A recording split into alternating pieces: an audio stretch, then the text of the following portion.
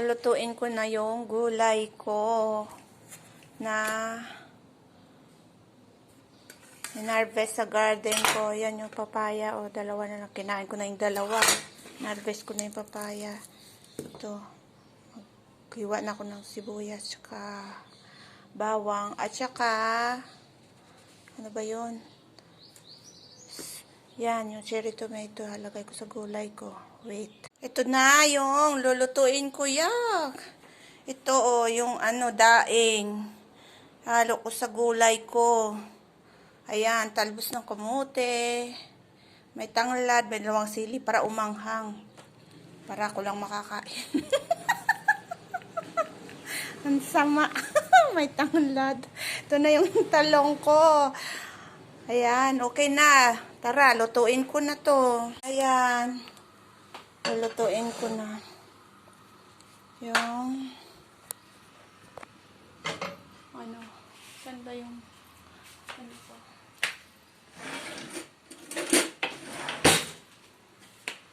Ayan. Konting lang. Isa natin sa ito yung mga gulay ko. Ayan, kasi mahirap maghawak ng camera at saka mag-isa. Ayan. Para mabango. Gusto ko ginigisa para mabango. Ayan.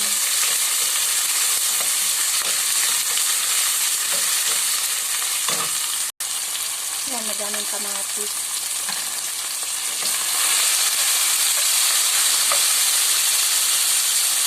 Ganda ng tunog niya. Kasirik-sirik. Wow! Amoy pa lang. Sarap na. Yan. Tapos, ito na. Lagay ko na. Yung daing. Ayan, lagay ko na yung daing. Ayan, tapos, takpan ko muna to. Ayan na, ayan, lagyan ko ng bawang. Ay, ano ba yan? Luya, sus Maria. Ang hirap video habang may ginagawa. Magluluto, Maria Joseph. Ayan, bango. Ayan, sarap. Yan, tapos ilagay ko na yung ating talong. Yan. Yan. Bango ng suyo. Yan. Yan. Halo-halo, konting halo-halo, ganon. Tapos bango ng tubig. At sakatakpan ko. Ay, yung tanglad ko pa pala. Madami akong tanglad kasi want to sawa sa tanglad. Tanglad ko. Mamaya, dalawa ulit. Tapos, ito. Lagay ko na yung sili ko para mag-anghang. Lagyan ko pa kaya ito ng okra pala. Yung sarap. Yung amoy pa lang. Sa kalam. Grabe. Tango. Yan. Yan. Lagyan natin maraming tubig. Kasi baka may kayang kumain ng hanghang. Yan. Takpan ko na ulit. Guhugas muna ako para hindi magtambak yung trabaho. Kaya magkakasama kami sa yung gulay yan. Ito. Paano kaya ako maghuhugas dito? Magbibideo ako tapos maghuhugas. Anak ko. Saan ko isasabit sa damit ko? dapat yung bra ko may bulsa. Paano kaya maghugas? Ay, balik. Yan. Fixing the dishes while cooking. diba?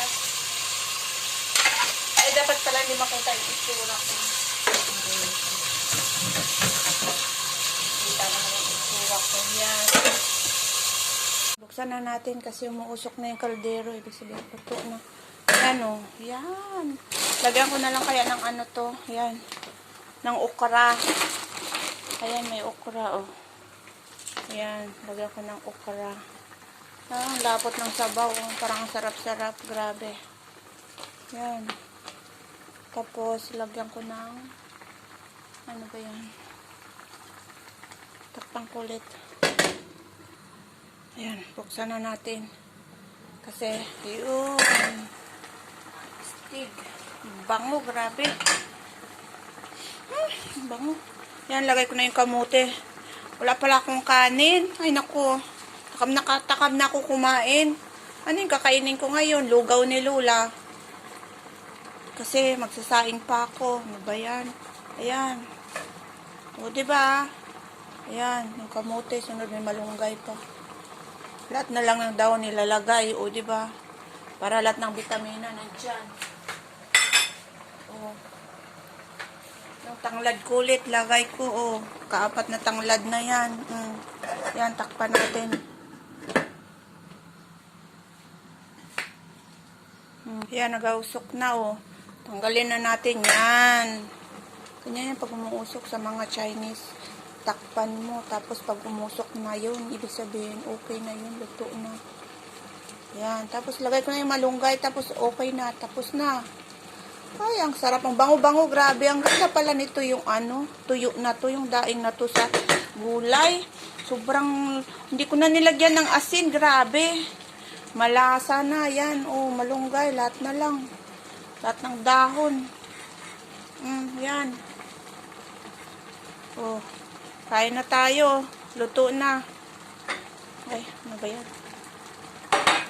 Yan. Yan.